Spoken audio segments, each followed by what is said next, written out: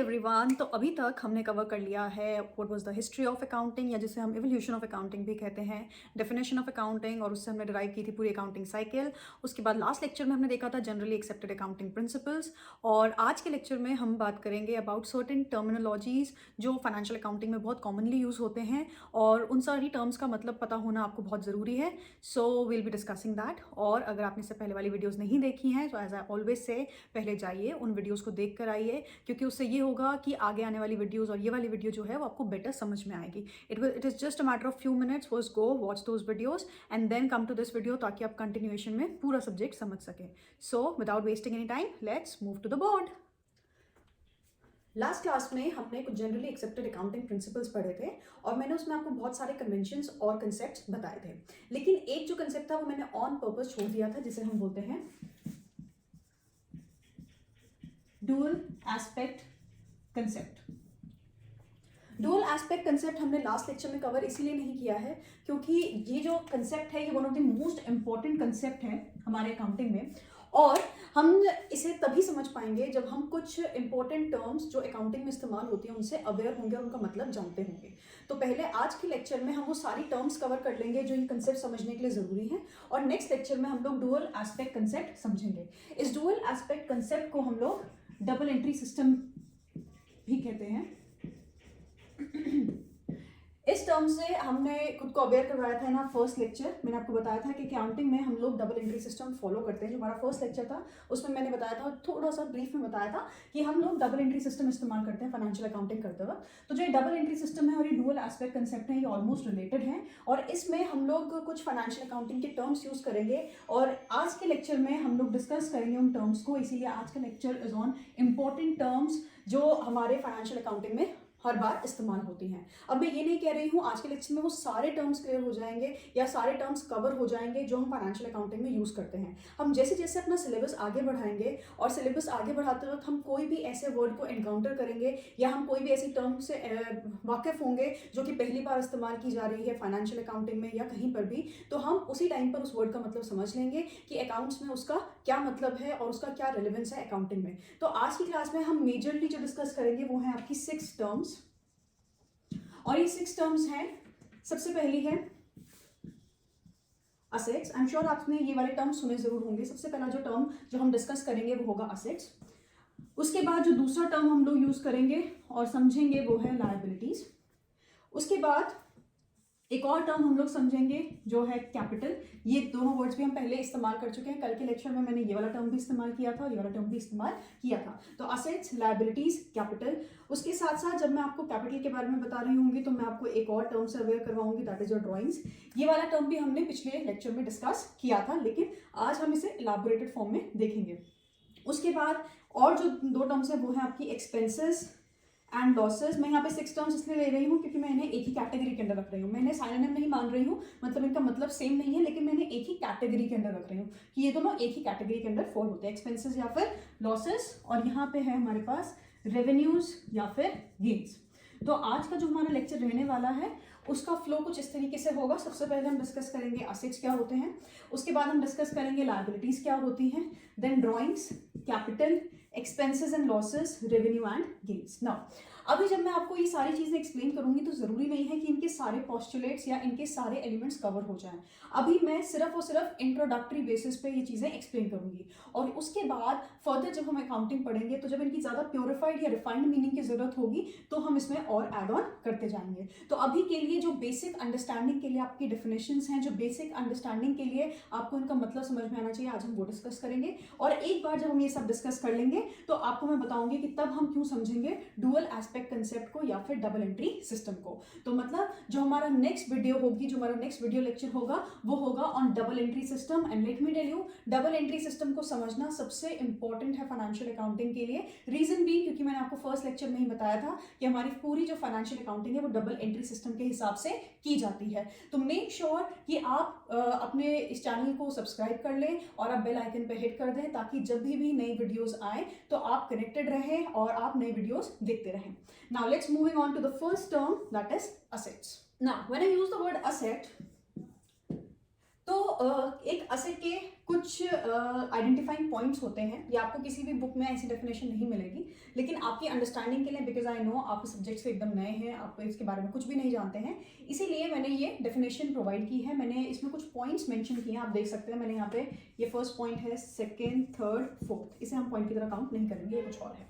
तो मैंने 4 पॉइंट्स यहाँ पे लिखे हैं, मतलब ये 4 कैरेक्टरिस्टिक्स जो भी कोई एक चीज एग्जिबिट करेगी वो कौन सी कैटेगरी के अंदर आएगी, वो असेट की कैटेगरी के अंदर फॉल होगी, राइट। अब पहली बात, हम ये सारी टर्म्स पढ़ रहे हैं किसके पर्सपेक्टिव से, बिजनेस के पर्सपेक्टिव से। सबसे पहले मैं यहाँ पे लिख लेती हूँ बिजनेस, राइट। अब मतलब मुझे ये देखना है कि बिजनेस के असेट्स कौन कौन से हैं, बिजनेस के लिए कौन कौन सी चीजें उसकी असेट्स कही जाएंगी। अब लेट्स से मैंने एक कैब सर्विस शुरू कर दी है, कैब सर्विस यानी कि टैक्सी सर्विस मैंने शुरू कर दी है, और इस टैक्सी सर्विस को शुरू करने के लिए अभी मेरे पास ज्यादा रिसोर्सेज नहीं है। लेट्स से मेरे पास एक पुरानी स्विफ्ट डिजायर अवेलेबल थी, ठीक है, मेरे पास एक पुरानी गाड़ी स्विफ्ट डिजायर अवेलेबल थी, तो मैंने सोचा मैं इसी को टैक्सी बनाकर इस्तेमाल कर लूंगी, मैं इसके लिए परमिट ले लूंगी और मैं इसी को एक टैक्सी की तरह इस्तेमाल कर लूंगी, पहली चीज। तो क्या ये मेरे बिजनेस के लिए, जो मेरा बिजनेस है, कैब बिजनेस है या फिर टैक्सी बिजनेस है जिसमें मैं रेंट आउट करती हूँ कार्स, क्या ये स्विफ्ट डिजायर जो है मेरे पास, जो गाड़ी है मेरे पास, ये क्या असेट की कैटेगरी में आएगी, क्या हम इसे असेट कहेंगे? तो चलिए कुछ पॉइंट्स देख लेते हैं। सबसे पहली चीज, एक्वायर। क्या मैंने इसे एक्वायर कर रखा है? यस, मैंने इसे एक्वायर कर रखा है, मतलब मैंने इसे खरीद रखा है। मैंने अगर अपने दोस्त की गाड़ी ली होती तो फिर ये मेरा असेट नहीं होता, क्योंकि ये मुझे बिलोंग नहीं करता है, मैंने इसे खरीद नहीं रखा है। मैंने किसी से किराए पे अगर गाड़ी ले रखी है और मैं उसे आगे किसी बिजनेस में इस्तेमाल नहीं कर सकती हूँ, वो मेरा असेट नहीं है। तो पहली चीज क्या है कि क्या मेरे पास उसकी ओनरशिप है? यस, अगर मेरे पास उसकी ओनरशिप है तो पहला जो कैरेक्टरिस्टिक है वो कवर हो गया है असेट का, कि सबसे पहली चीज कि यस मैंने इसे एक्वायर कर रखा है। दूसरा है, can it be expressed in monetary terms. क्या मैं इस स्विफ्ट डिजायर को मॉनेटरी टर्म्स में एक्सप्रेस कर सकती हूँ? बिल्कुल कर सकती हूँ, क्योंकि इसका एक मार्केट प्राइस भी होगा, राइट, एक वो प्राइस भी होगा जिसपे मैंने इसे खरीदा था, राइट, जिसे मैंने बोला था परचेज प्राइस, राइट, एक परचेज प्राइस भी होगा जिसपे मैंने इसे खरीदा था। तो मैं कोई भी प्राइस इस्तेमाल कर सकती हूँ और मैं इसे पैसे की टर्म्स में मेजर कर सकती हूँ। सो जो दूसरी कैरेक्टरिस्टिक है वो भी जस्टिफाई हो रही है, that it can be expressed in monetary terms. अभी क्यों जरूरी है? क्योंकि हमने देखा था फाइनेंशियल अकाउंटिंग में हम सिर्फ और सिर्फ उन्हीं चीजों को लेते हैं जो कि मॉनेटरी टर्म्स में मेजर की जा सकती हैं, और हम यहाँ पे अगर इसे असेट बोल रहे हैं तो असेट को भी मुझे मॉनेटरी वैल्यू देनी पड़ेगी। तो क्या जो जिस चीज को मैं असेट बोल रही हूँ उसकी कोई मॉनेटरी वैल्यू है? क्या हम उसे मनी की टर्म्स में मेजर कर सकते हैं? अगर हाँ, तभी वो असेट बन पाएगा। तो पहला है एक्वायर्ड, दूसरा है can be expressed in terms of money और इन मॉनेटरी टर्म्स। उसके बाद है इंटेंट टू बेनिफिट। अब मैंने इसे क्यों एक्वायर किया है?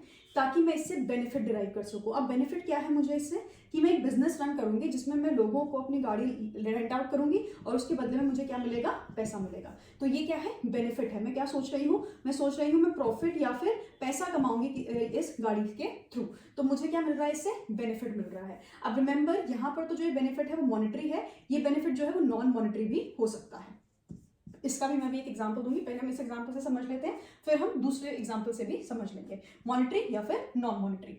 नाउ मैंने इसे इसलिए एक्वायर किया था क्योंकि मेरी इंटेंट क्या थी। अब बेटा बहुत जरूरी है ये वर्ड जिसे हम बोलते हैं इंटेंट, मतलब मेरे दिमाग में सोच क्या थी कि मैं इससे क्या करूंगी, किसी तरीके का बेनिफिट डिराइव करूंगी, तो ये वो क्या कहलाएगा? असेट कहलाएगा। और जो ये बेनिफिट है ये प्रेजेंट में भी हो सकता है और फ्यूचर में भी हो सकता है। अब वो गाड़ी में अगर आज रेंट कर रही हूँ तो मुझे आज भी बेनिफिट होगा, आगे आने वाले 5 सालों में अगर मैं उसे रेंट पे दूंगी तो भी मुझे उससे बेनिफिट होगा। तो जो ये बेनिफिट है ये प्रेजेंट में भी हो सकता है और फ्यूचर में भी हो सकता है। तो हमारे पास किसी भी चीज को असेट कहने के लिए 4 पॉइंट्स हैं। क्या मेरे पास उसकी ओनरशिप है? बिल्कुल है, तो पहली चीज हो गई हाँ। दूसरा, क्या मैं इसे पैसे की टर्म्स में मेजर कर सकती हूँ? बिल्कुल हाँ। उसके बाद क्या मैंने इसे इसीलिए एक्वायर किया है क्योंकि मेरे दिमाग में था कि मैं इससे कुछ बेनिफिट डिराइव करूंगी? Yes of course. और क्या ये बेनिफिट मुझे आज की डेट में या फ्यूचर की डेट में मिलेगा? Then also true. तो ये सारे पॉस्टुलेट्स जब ये क्लियर कर रहा है तो हम कह सकते हैं कि जो ये स्विफ्ट डिजायर है ये मेरे बिजनेस के लिए क्या है? असेट है, राइट। हम कह सकते हैं finally that the Swift desire that I have is an asset for my business, right. अब इसका एक और एग्जांपल ले लेते हैं, इंटेंट टू बेनिफिट का। अब intent to benefit, for example मैं अपने पर्सनल यूज के लिए गाड़ी ले रही हूँ। अभी मैं बिजनेस के पर्सपेक्टिव से नहीं सोच रही हूँ, मैं अपने पर्सपेक्टिव से सोच रही हूँ। अब मुझे ये गाड़ी चाहिए रोज कहीं ना कहीं कम्यूट करने के लिए, मतलब आने जाने के लिए, बाजार तक जाने के लिए, कॉलेज तक जाने के लिए, या कहीं भी आने जाने के लिए मुझे ये गाड़ी चाहिए है। तो अब मैं इससे बेनिफिट डिराइव कर रही हूँ, बिल्कुल कर रही हूँ, लेकिन ये बेनिफिट मॉनिटरी है नहीं, ये मॉनिटरी बेनिफिट नहीं है। मतलब मैं पैसे थोड़ा, मैं अपने आप से पैसे थोड़ा लूँगी। अगर मैं मार्केट तक अपनी गाड़ी इस्तेमाल कर रही हूँ जाने के लिए, मैं क्या कर रही हूँ, उससे बेनिफिट डिराइव कर रही हूँ, लेकिन वो बेनिफिट क्या है, नॉन मॉनिटरी है, लेकिन फिर भी वो क्या होगा, मेरा असेट होगा। तो जो बेनिफिट हम डिराइव कर रहे हैं वो मॉनिटरी भी हो सकता है और नॉन मॉनिटरी भी हो सकता है। अब जैसे ये स्विफ्ट डिजायर थी, मेरे पास कोई और बिजनेस था और उसमें रॉ मटेरियल आने के लिए और ले जाने के लिए मैंने स्टार्टिंग में इस गाड़ी का इस्तेमाल किया, तो जो बेनिफिट मैं डिराइव कर रही हूँ वो क्या है, नॉन मॉनिटरी है। तो इसीलिए ये तभी भी क्या कहलाएगा, असेट कहलाएगा। तो जो बेनिफिट हम डिराइव करते हैं या इंटेंट रखते हैं वो क्या हो सकता है, मॉनिटरी भी हो सकता है और नॉन मॉनिटरी भी हो सकता है। उसके बाद एक और बार एम्फसाइज कर लेते हैं प्रेजेंट और फ्यूचर की। फॉर एग्जाम्पल, आपने या मैंने एक लैंड का पीस खरीदा और आपने सोचा कि बाद में जब मैं उसे सेल ऑफ करूंगा या करूंगी तो मुझे कुछ ना कुछ उस पर मुनाफा होगा। हम सब इसी इंटेंट से खरीदते हैं। लेट्स से मैंने ये खरीदा था 5 लाख रुपीस का और मुझे उम्मीद है कि 5 ईयर्स तक जब मैं इसे होल्ड करूंगी तो ये एटलीस्ट मुझे 8 लाख रुपीस तक देकर जाएगा, राइट। तो मेरी इंटेंट क्या है कि मैं इससे बेनिफिट डिराइव करूंगी, आज नहीं, अभी प्रेजेंट में मुझे कोई बेनिफिट नहीं दे रहा है, कब दे रहा है, फ्यूचर में दे रहा है। तो जो इंटेंट होती है बेनिफिट डिराइव करने की वो अभी भी हो सकती है, फ्यूचर में भी हो सकती है। जैसे जो स्विफ्ट डिजायर थी वो प्रेजेंट में भी और फ्यूचर में भी मुझे बेनिफिट प्रोवाइड कर रही थी, लेकिन जो लैंड है मुझे फ्यूचर में ही बेनिफिट प्रोवाइड करेगा। तो इंटेंट क्या होनी चाहिए कि प्रेजेंट या फ्यूचर में मुझे क्या होगा, बेनिफिट होगा। ये बेनिफिट मॉनिटरी भी हो सकता है और नॉन मॉनिटरी भी हो सकता है। Now one more very important thing, intent. अब इंटेंट मतलब क्या है कि हमने इसलिए एक्वायर किया है क्योंकि हमें ऐसा लग रहा है कि इससे हमें मुनाफा होगा। जरूरी नहीं है कि उस चीज से मुनाफा ही हो। अब फॉर एग्जाम्पल, जो मैंने ये पीस ऑफ लैंड लिया था, यहाँ से एक हाईवे का प्रोजेक्ट जाना था और लेट्स से गवर्नमेंट ने इसे एक्वायर कर लिया, थोड़ी सी जगह को एक्वायर कर लिया और मेरे पास जो भी पीस ऑफ लैंड था ये नहीं बचा और मुझे इसकी कॉम्पनसेटरी में लेट्स से सर्कल रेट के हिसाब से मिल गया 3.5 लाख रुपीज, राइट। तो अब क्या हुआ, मुझे बेनिफिट ना होने की जगह क्या हो गया, नुकसान हो गया। लेकिन मेरी इंटेंट यानी कि मेरी सोच, मेरी इच्छा क्या थी इस लैंड को एक्वायर करते वक्त कि मुझे मुनाफा होगा, राइट। बाद में बेशक इसमें मुनाफा हो या ना हो, लेकिन ये मेरे लिए क्या था, असेट ही था, क्योंकि इसे एक्वायर करते वक्त जो मेरी इंटेंट थी वो यही थी that I am going to earn profit, या मैं किसी तरीके का बेनिफिट इससे डिराइव करूंगी या फिर करूंगा, राइट। तो इसीलिए ये पॉइंट्स बहुत जरूरी हैं किसी भी चीज को असेट की कैटेगरी में डालने के लिए। अब आप क्या कर सकते हैं, आज आपको क्या करना है, when you are looking around, अपने आसपास देख रहे हैं, आपके पास आपका घर है, आपके पास आपकी गाड़ी है, तो आप एक बार कोशिश करिए वो सारी चीज़ों को इन पॉइंट्स में डालने के लिए। पहले आप अपना घर लीजिए, क्या वो एक्वायर्ड है, राइट। क्या हम उसे पैसे की टर्म्स में मेजर कर सकते हैं, क्या आप उससे किसी तरीके का बेनिफिट डिराइव कर रहे हैं, बिल्कुल कर रहे हैं। आपको बारिश में, धूप में बाहर नहीं रहना पड़ता, राइट। और प्रेजेंट में भी एक्वायर कर रहे हैं, फ्यूचर में भी एक्वायर कर रहे हैं, राइट। तो इस तरीके से आप अपने आसपास 5 असेट्स को आइडेंटिफाई कर सकते हैं आसानी से। So this is the definition of asset. A formal definition आपको सारी बुक्स में इजीली अवेलेबल हो जाएगी। आप किसी भी बुक में खोल के देखेंगे आपको असेट की डेफिनेशन मिल जाएगी। It's no rocket science. लेकिन असेट की सोल को समझने के लिए, ये समझने के लिए कि असेट क्या होता है, ये 4 पॉइंट्स बहुत जरूरी हैं। रिपीटिंग इट, एक्वायर किया हुआ है कि नहीं, क्या हम उसे पैसे की टर्म्स में मेजर कर सकते हैं, इंटेंट, हमारी इच्छा, हमारी सोच क्या है उसे एक्वायर करने के पीछे, बेनिफिट डिराइव करना, ये बेनिफिट कौन कौन से टाइप का हो सकता है, एग्जैक्टली मॉनिटरी या फिर नॉन मॉनिटरी। उसके बाद ये जो बेनिफिट है ये प्रेजेंट में भी हो सकता है और फ्यूचर में भी हमें इसकी उम्मीद हो सकती है। उसके बाद मैंने लास्ट में एक पॉइंट लिखा है करंट एंड फिक्स। ये मैंने इसलिए लिखा है क्योंकि हर किसी की बुक में गिवन होगा कि असेट्स बहुत तरीके के होते हैं और सबसे पहला जो बाइफर्केशन गिवन होगा वो होगा current assets and fixed assets. बिल्कुल सही बात है, लेकिन हमें अभी इसे डिटेल में नहीं पढ़ना है। हम जैसे जैसे आगे बढ़ेंगे हमें अलग अलग तरीके के असेट्स पता चलेंगे और जब हमें पता चलेंगे हम उसी टाइम उसे डिस्कस करेंगे कि वो कौन से तरीके का असेट होता है। अभी के लिए हमें बस ये जानना है, assets are of 2 type, one is current asset, another is fixed asset. Current asset मतलब जो एक छोटे टेन्योर के लिए हमारे पास है, मतलब यूजुअली अकाउंट्स में क्या होता है, जब हमारे पास 1 साल से कम के लिए कोई चीज़ होती है, मतलब 12 मंथ से कम के लिए कोई चीज़ होती है, तो हम उसे क्लासीफाई कर देते हैं एज करंट। और जो चीज़ एक लंबे टेन्योर के लिए हमारे पास होती है उसे हम क्या बोल देते हैं, फिक्स्ड बोल देते हैं, फिक्स्ड या फिर नॉन करंट। आपको बहुत बुक्स में नॉन करंट के नाम से भी फिक्स्ड असेट्स दिखाए जाएंगे। So this is all about your assets, right. So assets की आपको बहुत सारे क्लासिफिकेशन मिल जाएगी, टैंजिबल, इनटैंजिबल, बहुत सारी चीज़ें मिल जाएंगी, राइट। लेकिन अभी हमें एम्फसाइज करना है कि असेट की कोर डेफिनेशन क्या है, उसके पॉइंट्स क्या हैं, कौन से 2 टाइप के होते हैं, करंट एंड नॉन करंट या फिर करंट एंड फिक्स्ड असेट्स। और इसके बाद जैसे जैसे हम आगे पढ़ेंगे और कहीं पे भी कोई एक स्पेसिफिक टाइप का असेट आएगा हम उसी टाइम पे उसे डिस्कस करेंगे। Next to our assets are liabilities. Let's discuss this term. और इसे डिस्कस करने के लिए मैंने एक बहुत सिंपल वर्ड लिखा है जिसे हम बोलते हैं ओ, राइट।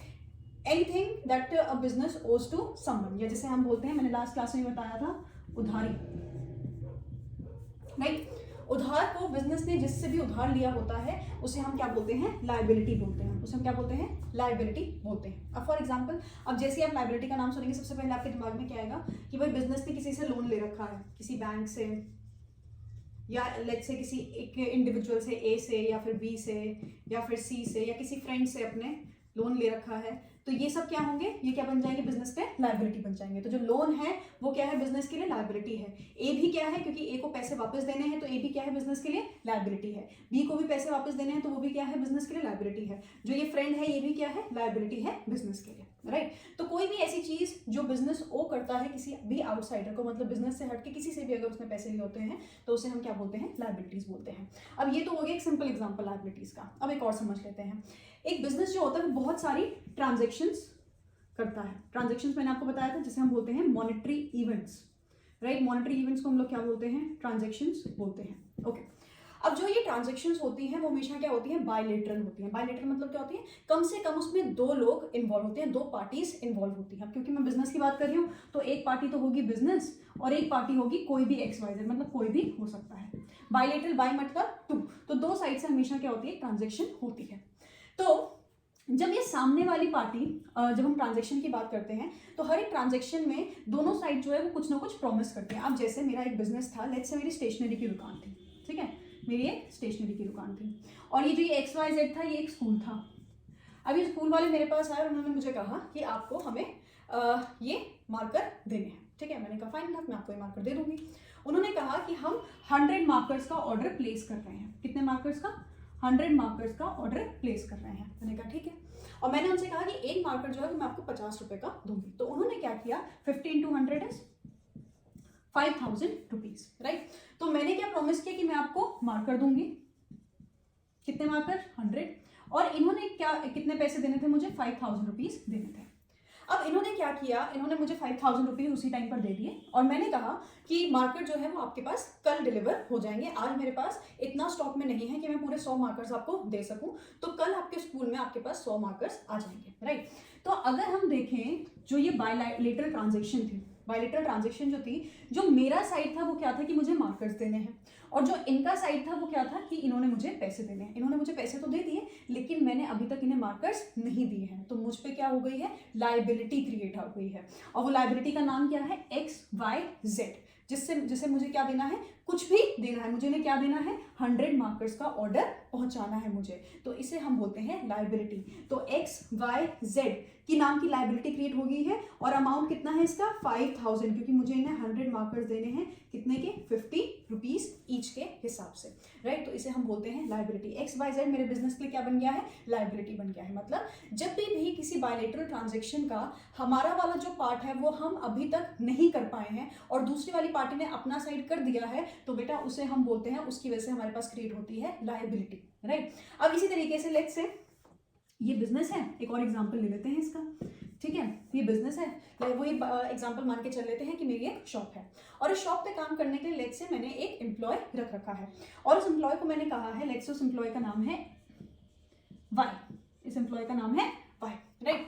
अब लेट्स से मैंने वाई से कहा है कि मैं आपको हर महीने 2000 रुपीज की सैलरी दूंगी, 2000 रुपए की सैलरी मैं इन्हें दूंगी और इसके बदले में इन्हें क्या करना है, महीने भर मेरी दुकान पर काम करना है, ठीक है, फाइन इनफ। अब क्या हुआ, जनवरी का महीना स्टार्ट हुआ, ठीक है, 1 जनवरी से जॉब पे आना शुरू हुए, काम पर आना शुरू हुए और 31 जनवरी तक इन्होंने यहाँ पर काम किया और इसी तरीके से 1 फरवरी भी हमारे पास आ गया, ठीक है। अब मैंने जो सैलरी है, अब 1 जनवरी से 31 जनवरी तक इन्होंने तो काम कर लिया, लेकिन मैंने इनको सैलरी अभी तक नहीं दी है। 1 फरवरी हो गई, 2 फरवरी हो गई, आज मेरे पास 6 फरवरी हो गई है, राइट। तो ये भी क्या है, बायलैटरल ट्रांजेक्शन है। बायलैटरल ट्रांजेक्शन है, दो लोग इन्वॉल्व है, एक बिजनेस और एक इंडिविजुअल जिसका नाम वाई है। अब इन्होंने अपना साइड एग्जीक्यूट कर दिया, मतलब इन्होंने अपनी साइड पूरी कर दी, इन्होंने 1 महीने के लिए मेरी दुकान पर काम किया है, लेकिन मैंने अभी तक अपना साइड पूरा नहीं किया है, मैंने इन्हें 2000 रुपए नहीं दिए हैं, तो इसीलिए क्या क्रिएट हो गई, liability, because I owe to him, I owe to him, I owe to Mister Y. तो इसे हम क्या बोलते हैं बेटा, इसे हम बोलते हैं लायबिलिटी, राइट। तो इसी तरीके से जैसे मैं ये, इसे हम क्या बोलेंगे, इसे हम बोलेंगे आउटस्टैंडिंग सैलरी, इसे हम बोलेंगे आउटस्टैंडिंग सैलरी। सैलरी होती है और आउटस्टैंडिंग यानी कि जो अभी तक मैंने पे नहीं की है, पे कर देनी चाहिए थी लेकिन मैंने अभी तक पे नहीं की है। तो आउटस्टैंडिंग सैलरी भी जो है वो क्या होगी, मेरी लायबिलिटी होगी, because I owe to some outsider. तो ऐसा कोई भी ट्रांजेक्शन जिसमें बिजनेस ने अपनी साइड एग्जीक्यूट नहीं की है और दूसरी पार्टी ने अपनी साइड एग्जीक्यूट कर दी है, तो ऐसे कंडीशन में बिजनेस के लिए लायबिलिटी क्रिएट होती है, बिजनेस पर उधारी चढ़ती है, बिजनेस पर उधार आता है कि उन्हें अपना साइड एग्जीक्यूट करना है, और इसे हम क्या बोलते हैं, लायबिलिटी बोलते हैं। राइट, आई थिंक ये आपको क्लियर होगा। जैसे मैंने असेट्स में बताया था, वैसे ही लायबिलिटीज में भी आपको बहुत सारी डेफिनेशंस मिल जाएंगी आपकी बुक्स में, लेकिन हमें क्या समझना है, हमें सोल समझनी है कि एक्चुअल मतलब क्या है इन टर्म्स का। तो लायबिलिटी का मतलब होता है what ever a business owes to someone. तो ये ओ कर सकता है पैसे की टर्म्स में भी, थिंग्स की टर्म्स में भी, राइट। वो थिंग्स की अब ऑब्वियस बात है, लेकिन उन थिंग्स की भी प्राइस हमें पता है, हमें उनकी मॉनेटरी वैल्यू पता है, तभी हम उसे फाइनेंशियल अकाउंटिंग में ले रहे हैं। जैसे यहाँ पे 2000 रुपीज़, वहाँ पे 5000 रुपीज़, तो इसे हम बोलते हैं लायबिलिटी। अब जैसे कि हम लोग असेट्स को क्लासिफाई करते हैं, वैसे हम लायबिलिटीज को भी क्लासिफाई कर सकते हैं, short term liabilities and long term liabilities. अब शॉर्ट टर्म लायबिलिटीज मतलब ऐसी उधारी जो हमें एक छोटे टाइम पीरियड में वापस करनी है। अब जैसे यहाँ पर जो ये उधारी क्रिएट हुई है, मुझे ये क्या है, शॉर्ट टर्म है, क्योंकि मुझे छोटे टाइम पीरियड में इसे वापस करना है। जो ये बैंक लोन है, लेट्स से मैंने ले रखा है 10 ईयर्स का, तो ये क्या है, लॉन्ग टर्म लायबिलिटी है, मतलब इसे मुझे 10 सालों बाद रिटर्न करना है, राइट। तो इसे हम बोलते हैं लॉन्ग टर्म लायबिलिटी और इन्हें हम बोलते हैं शॉर्ट टर्म लायबिलिटी। जिसे एक छोटे टाइम पीरियड में वापस करना होता है जिस उधारी को, वो होगी शॉर्ट टर्म लायबिलिटी, और जिसे एक लंबे टाइम पीरियड बाद वापस करना होता है उसे हम बोलते हैं long term liability. So liability is as simple as कोई भी उधारी जो बिजनेस के ऊपर है, क्योंकि उन्होंने ट्रांजैक्शन का अपना साइड एग्जीक्यूट नहीं किया है, या किसी से पैसा या कुछ और उधारे पे लिया है, सामान बोरो किया, उसे हम क्या बोलते हैं, लायबिलिटी बोलते हैं। अब उसी के साथ एक मैंने कल आपको टर्म बताई थी, कैपिटल। इसमें आगे एम्फसाइज करने से पहले नेक्स्ट जो हम पढ़ेंगे वो कैपिटल ही है, लेकिन मैं पहले आपको ये बात बता दूं कि कैपिटल ओनर का पैसा होता है, पैसा या फिर पैसे के इक्विवेलेंट कोई भी चीज जो वो बिजनेस को देते हैं, तो ये भी क्या है, उधारी ही है। तो कैपिटल एक तरीके की उधारी होती है, एक तरीके की, पूरी नहीं लेकिन एक तरीके की उधारी ही होती है बिजनेस पर भी, ठीक है। तो अब हम जो नेक्स्ट टर्म डिस्कस करेंगे वो है कैपिटल। कैपिटल वो पैसा होता है जो एक ओनर अपने बिजनेस में लगाता है। एक ओनर जो अपने बिजनेस पे लगाता है उसे हम बोलते हैं capital. Amount invested by the owner in his और her business is termed as capital. अब जो ये बिजनेस को ओनर दे रहा है वो कैश भी हो सकता है, मतलब पैसा भी हो सकता है, और पैसे के अलावा भी कोई और असेट भी हो सकता है। अब क्योंकि हमें असेट की डेफिनेशन पता है तो हमें इसमें इन डेप्थ जाने की जरूरत नहीं है, हमें अच्छे से पता है कि एक असेट क्या होता है। फॉर एग्जाम्पल, मुझे एक बिजनेस स्टार्ट करना था, तो मैंने उसमें 10 लाख रुपीज इन्वेस्ट किए, राइट। उसके बाद मेरे पास एक प्रॉपर्टी रखी थी, मैंने वो इस्तेमाल की वहां पे, तो ये क्या हो गया, असेट। असेट क्या है, मतलब मैंने जो बिल्डिंग थी वो इस्तेमाल की है। वैसे तो जो ये कैश है ये भी क्या होता है बेटा, असेट ही होता है, कैश भी क्या है, असेट ही है। लेकिन मैं क्या बता रही हूँ कि कैश या फिर कोई और असेट जिसकी कुछ मॉनेटरी वैल्यू है, जो बिजनेस ओनर जो है वो अपने बिजनेस को देता है, उसे हम बोलते हैं कैपिटल। अब उसके साथ मेरे पास एक पुरानी वैन खड़ी थी, वो वैन भी मैं इस्तेमाल कर रही हूँ उसमें रॉ मटेरियल लेके आने के लिए, तो ये वैन भी क्या बन गई, मेरा असेट बन गई, राइट। ये वैन भी क्या बन गया, कैपिटल बन गई। ऐसा असेट जो ओनर ने बिजनेस को दिया उसे हम क्या बोलेंगे, कैपिटल बोलेंगे। अब मैं क्या करूंगी, इसका वैल्यूएशन करूंगी। फॉर एग्जांपल, कैश लेकर आई मैं 10 लाख रुपीज, बिल्डिंग जो थी मैंने इसकी वैल्यू एस्टिमेट की वो है ऑलमोस्ट 8 लाख रुपीज, इस वैन की वैल्यू जो थी वो थी ऑलमोस्ट 2 लाख रुपीज। तो इसका मतलब ये है कि मैं टोटल कैपिटल कितनी लेके आई हूँ बिजनेस में, मैं टोटल कैपिटल लेकर आई हूँ 20 लाख रुपीज की, जिसमें कैश है 10 लाख रुपीज का, बिल्डिंग है 8 लाख रुपीज की, और वैन है 2 लाख रुपीज की, और ये तीनों क्या है, असेट्स हैं। ये तीनों क्या बन गए, बिजनेस के असेट्स बन गए। तो सबसे पहले जो असेट्स बनते हैं बिजनेस के, वो किससे बनते हैं, जो ओनर लेकर आता है बिजनेस में, जिसे हम बोलते हैं कैपिटल। अब कैपिटल का जस्ट ऑपोजिट जो है वो होता है ड्रॉइंग्स। मैं ड्रॉइंग्स भी इसी में कवर कर रही हूँ क्योंकि दीज टू आर रिलेटेड। अब जो मैं ये पैसा लगा रही हूँ अपने बिजनेस में, इसके रिटर्न में मुझे कुछ तो चाहिए होगा। जैसे आप किसी कंपनी का शेयर खरीदते हैं तो आपको रिटर्न में क्या चाहिए होता है, मुनाफा चाहिए होता है, प्रॉफिट चाहिए होता है, राइट। उसी तरीके से ओनर को भी प्रॉफिट चाहिए होता है, लेकिन उस प्रॉफिट के अलावा भी अगर ओनर को कभी पैसे की या किसी और चीज़ की जरूरत पड़ती है और ओनर अपने पर्सनल इस्तेमाल के लिए उस चीज़ को विड्रॉ करता है बिजनेस में से, तो उसे हम बोलते हैं ड्रॉइंग्स, उसे हम बोलते हैं ड्रॉइंग्स। अब जैसे यहाँ पे 10 लाख का ये था, 8 लाख का ये था, 2 लाख का ये था। अब फॉर एग्जाम्पल मुझे पैसे की जरूरत पड़ी और जो लैंड का एक कंपोनेंट था, एक छोटा पार्ट था, मैंने वो बेच दिया, और अब इस बिल्डिंग का सिर्फ वैल्यू कितनी बची है, 6 लाख रुपीस बची है। तो ड्राइंग्स कितने की हो गई हैं, 2 लाख रुपीस हो गई हैं। और इस ड्राइंग्स की वजह से क्या हुआ है, जो मेरी कैपिटल है वो कितने की रह गई है, 18 लाख की रह गई है, क्योंकि ये है 10 लाख, ये 6, ये 2, तो अब कैपिटल कितने की रह गई है, 18 लाख रुपीस की रह गई है। तो ड्राइंग्स की वजह से जो बिजनेस की कैपिटल होती है वो कम हो जाती है। ड्राइंग्स वो पैसा जो ओनर अपने पर्सनल इस्तेमाल के लिए, यूज के लिए बिजनेस में से एक्सट्रैक्ट कर रहा है, वो पैसा भी हो सकता है, पैसे के इक्विवेलेंट कोई और चीज भी हो सकती है। और ड्राइंग्स की वजह से जो मेरा कैपिटल होती है बिजनेस की, वो क्या हो जाती है, कम हो जाती है। तो ये है मेरी कैपिटल और ये है हमारी ड्राइंग्स। अब बात कर लेते हैं रेवेन्यू या फिर गेन्स की, और सॉरी क्योंकि ये दोनों का मतलब सेम नहीं है, तो रेवेन्यूज और गेन्स दोनों की बातें करते हैं हम लोग। ना, रेवेन्यू मतलब होता है जितनी भी इनकम हुई है बिजनेस को, राइट। अब याद रखिए, मैं बार बार रिपीट नहीं करूंगी, मैं बिजनेस के पर्सपेक्टिव में बात कर रही हूँ। तो रेवेन्यू यानी कि इनकम जो एक बिजनेस को हुई है। इस इनकम का मेजर सोर्स क्या होता है, ये तो आप भी मानेंगे, सेल्स। किस कोई भी बिजनेस हो, उसका मेजर जो पैसा, जो कमाई है, वो कहाँ से आएगी, सेल्स से आएगी, राइट। वो कहाँ से आएगी, सेल्स करके आएगी। ओके, सेल्स के अलावा भी और कोई सोर्स हो सकते हैं, जैसे बिजनेस ने कुछ रेंट आउट कर रखा है या कुछ भी है, तो और भी अदर सोर्सेज भी हो सकते हैं, राइट। तो रेवेन्यू मतलब होता है वो सोर्सेज जहां से बिजनेस के पास पैसे आने हैं, राइट। जहां से बिजनेस के पास पैसे आएंगे उन्हें हम बोलते हैं रेवेन्यू। उसके बाद, रेवेन्यू के बाद हम बात करते हैं एक्सपेंडिचर की, उसके बाद हम गेन्स और लॉसेस पर आएंगे। Expenditure, losses. नाउ जब मैं बात करती हूँ एक्सपेंडिचर, इसका मतलब क्या है, खर्चा। अब जायज सी बात है, ये सेल्स जनरेट करने के लिए पहले कुछ सामान खरीदना भी तो पड़ेगा, पहले कुछ रॉ मटेरियल आएगा, किसी इंसान को हम हायर करेंगे या कुछ खर्चा तो करेंगे, वो खर्चा करने के बाद ही तो रेवेन्यू जनरेट होगा। तो ये जो एक खर्चा होता है, जिसमें मैंने जैसे रॉ मटेरियल खरीदा है, या मैंने सैलरीज दी हैं, या मैंने रेंट पे किया है, या मैंने किसी को कमीशन दिया है, ये सब क्या होते हैं, किसके सोर्सेज होते हैं, एक्सपेंडिचर के, यानी कि खर्चे के। तो अगर मैं इसे इजी लैंग्वेज में बोलूं तो इसे क्या बोलते हैं हम लोग, खर्चे, और इसे क्या बोलते हैं हम लोग, कमाई, राइट। इसे हम क्या बोलते हैं, कमाई, और इसे हम बोलते हैं खर्चे। So this is expenditure. Expenditure यानी कि जिन चीजों में बिजनेस ने खर्चा किया है, और रेवेन्यू मतलब वो चीजें जहां से बिजनेस की कमाई हुई है। अब इसे हम मान लेते हैं, रेवेन्यू को मान लेते हैं लाइक सेलिंग प्राइस, और एक्सपेंडिचर को मान लेते हैं लाइक कॉस्ट प्राइस, राइट। हम सबने ये टर्म्स पढ़ी हैं, सेलिंग प्राइस और कॉस्ट प्राइस। अब हमें अच्छे से पता है, जब हमारी इनकम हमारे एक्सपेंडिचर से ज्यादा होगी, जब हमारी इनकम जो है वो हमारे एक्सपेंडिचर से ज्यादा होगी, तो क्या होता है, प्रॉफिट या फिर गेन, मतलब हमें होता है मुनाफा, राइट। और इसका जस्ट ऑपोजिट केस, अगर मेरा एक्सपेंडिचर मेरे इनकम से ज्यादा होती है तो हमें होता है लॉस या फिर नुकसान, right. So this is loss and this is profit और गेन। मतलब कोई भी चीज जब हम मुनाफे पे बेचते हैं, मतलब कॉस्ट प्राइस उसका कम होती है और सेलिंग प्राइस ज्यादा होती है, तो उससे हम क्या बोलते हैं, प्रॉफिट या फिर गेन।